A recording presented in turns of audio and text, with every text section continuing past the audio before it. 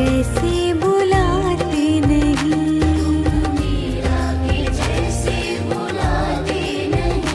अच्युतं केशवं कृष्ण दामोदरं रामनारायणं जानकी वल्लभम्।